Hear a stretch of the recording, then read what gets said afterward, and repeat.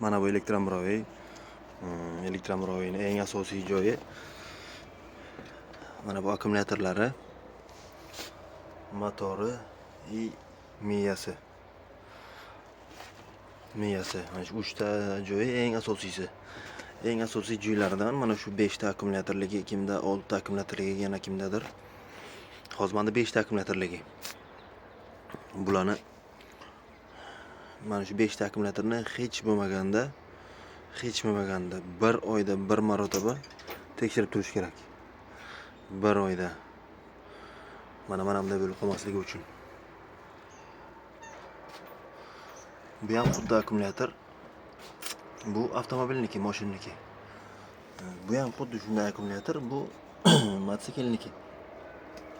Ikkalasi deyarli bir narsa. Deyarli. Hozir mana bu 5.3 volt ko'rsatyapti. 5.3 volt.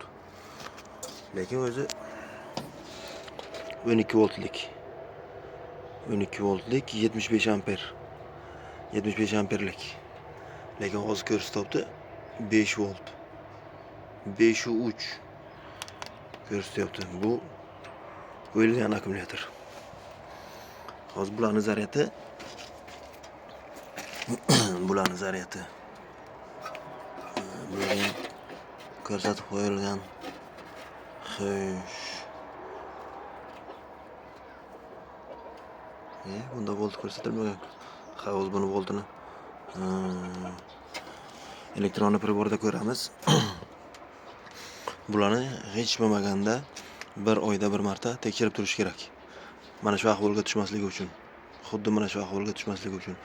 Bu yerda 6 ta akkumulyator, 5 ta akkumulyator, 6 ta akkumulyator bo'ladi. Bularda miyasi bo'lishi kerak ustida. Ustiga miya qo'yilgan bo'lishi kerak, zaryadni teng taqsimlash uchun. Zaryadni teng taqsimlash uchun ustida miya qo'yilgan bo'lishi kerak. Bularga miya yo'q. Qo'ymayapti. Miyasiz kelyapti akkumulyatorlar. Natijada kimdir 6 oyda akkumulyatorga tushyapti, kimdir 1 yilda, kimdir 2 yilda, kimgadir 3 oyga ham bormayapti. 3 oyga ham bormayapti kimdadir.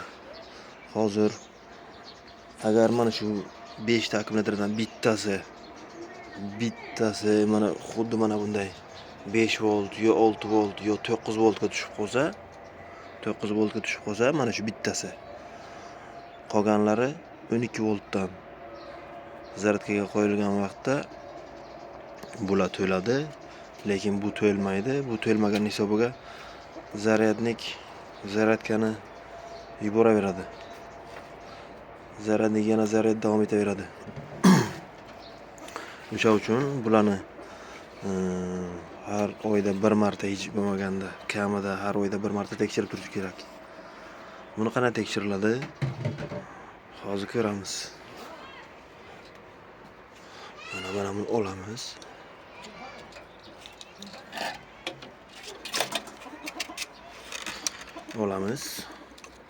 Mana bu plus.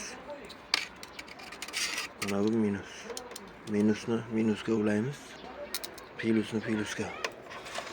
Mana hozir yonda 12.4 ko'rsatyapti birinchi akkumulyator.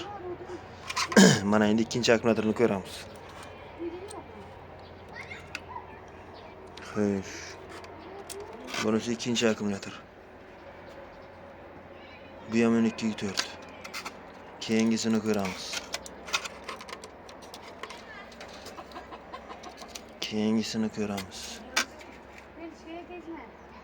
Keyingisi ham 12.4. Xo'sh. Keyingisini o'lchaymiz.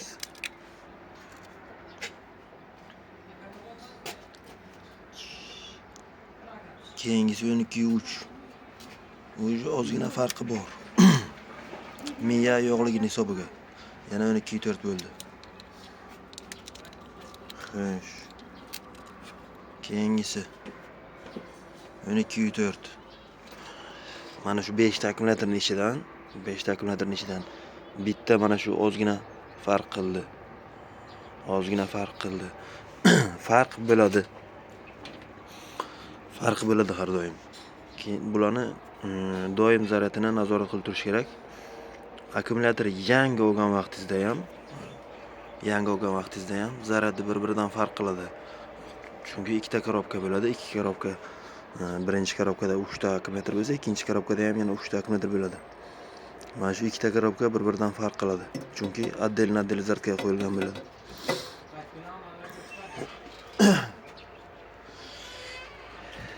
Shuning uchun hech bo'lmaganda bir oyda bir marotaba buni zaryadini o'lchab turish kerak. Bu kim uchun kerak? Bu o'zingiz uchun kerak. Buni qancha o'lchab tursangiz, zaryadini qancha nazoratda tutsangiz, shuncha uzoq xizmat qiladi.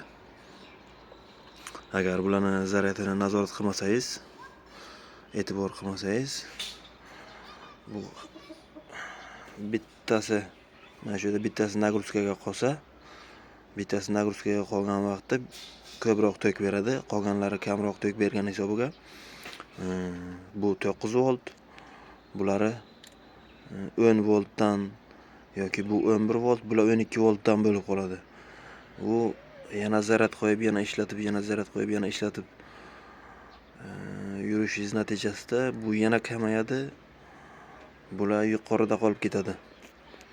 Bu natijada 6 volt bo'lib qolishi mumkin. Bular 11 volt, 10 voltga tushib qolishi mumkin. Shunda zaryadning hammasini brak qiladi.